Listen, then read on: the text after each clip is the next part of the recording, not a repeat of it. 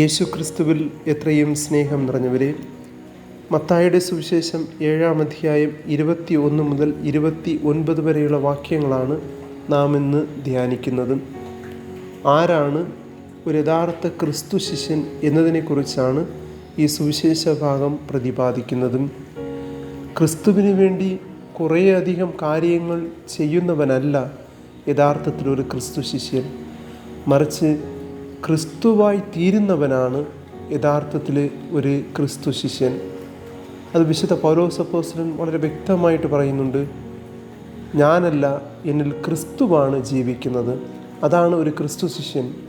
ഒരു ക്രിസ്തു ശിഷ്യൻ്റെ ജീവിതത്തിൽ ഇനി അവനല്ല, അവനിൽ ക്രിസ്തുവാണ് ജീവിക്കുന്നത്. എപ്പോഴാണ് എന്നിൽ ക്രിസ്തു ജീവിക്കുന്നത്, അപ്പോഴാണ് ഞാൻ ക്രിസ്തു ശിഷ്യനായി മാറുന്നത്.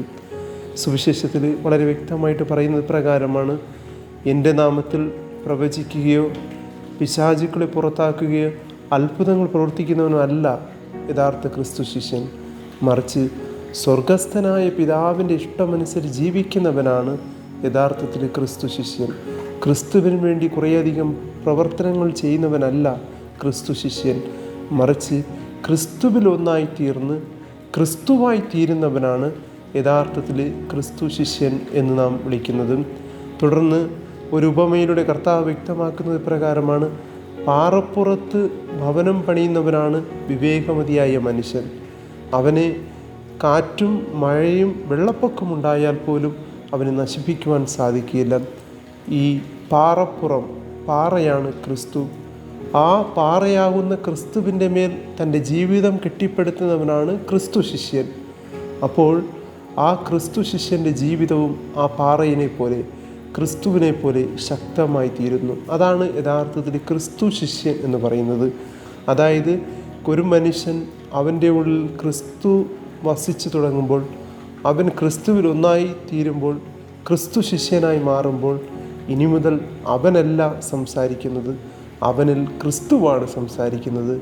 അവനല്ല പ്രവർത്തിക്കുന്നത്, അവനിൽ ക്രിസ്തുവാണ് പ്രവർത്തിക്കുന്നത്. അപ്രകാരം ഒരു മനുഷ്യനിൽ ക്രിസ്തു സംസാരിക്കുകയും ക്രിസ്തു പ്രവർത്തിക്കുകയും ചെയ്യുമ്പോഴാണ് അവൻ ക്രിസ്തു ശിഷ്യനായി മാറുന്നത്. സ്നേഹമുള്ളവരെ, നാം എല്ലാവരും വിളിക്കപ്പെട്ടിരിക്കുന്നത് ക്രിസ്തു ശിഷ്യന്മാരായി മാറുവാനാണ്. ഇവിടെയാണ് നമ്മുടെ ജീവിതത്തെക്കുറിച്ച് നാം ആത്മപരിശോധന ചെയ്യേണ്ടത്. ക്രിസ്തുവിനെക്കുറിച്ച് കുറേയധികം സംസാരിച്ചത് കൊണ്ടോ, ക്രിസ്തുവിൻ്റെ പേരിൽ കുറേയധികം പ്രവൃത്തികൾ ചെയ്തതുകൊണ്ടോ നാം ഒരിക്കലും ക്രിസ്തു ശിഷ്യനായി മാറുന്നില്ല. മറിച്ച് ക്രിസ്തുവിൽ ഒന്നായി തീരുമ്പോഴാണ് ക്രിസ്തു നമ്മിൽ വസിക്കുകയും ഞാനല്ല, എന്നിൽ ക്രിസ്തുവാണ് ജീവിക്കുന്നത് എന്നൊരവസ്ഥയിലേക്ക് നാം മാറുകയും നമ്മുടെ ചിന്തകളും പ്രവൃത്തികളും വാക്കുകളും ക്രിസ്തുവിൻ്റെ ചിന്തകളും പ്രവൃത്തികളും വാക്കുകളുമായി തീരുമ്പോഴാണ് നാം ക്രിസ്തു ശിഷ്യനായി മാറുന്നത്.